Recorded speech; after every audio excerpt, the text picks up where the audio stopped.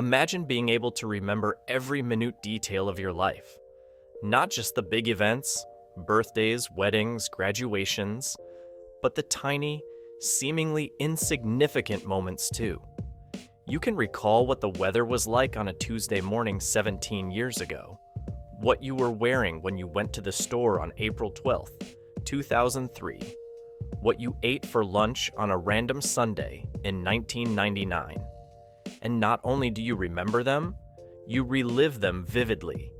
It might sound like a party trick or even science fiction, but this isn't a plot from a movie. This is real. And it has a name: hyperthymesia, also known as highly superior autobiographical memory. Hyperthymesia is an extremely rare medical condition that enables individuals to recall an extraordinary amount of their life experiences in vivid detail. Coined from the Greek words hyper, meaning excessive, and thymesis, meaning remembering, it was first identified in 2006 when scientists at the University of California studied a woman named Jill Price. Price contacted researchers because she had an uncontrollable ability to remember nearly every day of her life since her early teens. At first, even scientists were skeptical, but extensive testing confirmed the truth. She wasn't memorizing facts. She was simply reliving her past. Her condition sparked curiosity across the scientific community, opening up an entirely new frontier in memory research. To date, fewer than 100 people in the world are confirmed to have hyperthymesia. These individuals aren't just good at memory games or trivia, they possess an involuntary memory ability that's fundamentally different from the average brain. When given a random date from their past, they can immediately tell you what they were doing that day, how they felt, and what was happening in the news. And they're almost always right. This rare condition doesn't require mnemonic techniques or tricks. It's automatic, natural, uncontrollable. So what makes these memories so vivid, and why can't we all do this? Brain scans show that people with hyperthymesia tend to have unusual structures in the parts of the brain related to memory, emotion, and self-reflection.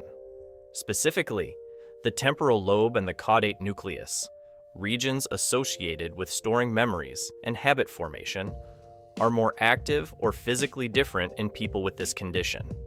Interestingly, these same brain areas are often linked with obsessive-compulsive behaviors, which might explain why many hyperthymesiacs describe their memories as overwhelming and persistent, even intrusive.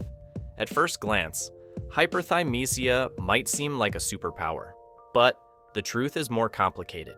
For some, it's a blessing. They never forget birthdays, anniversaries, or precious moments.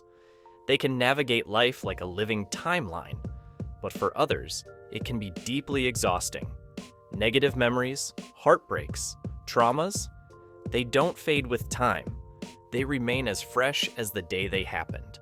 One woman described it as being trapped in a never-ending film reel of her past, unable to fast forward, pause, or forget.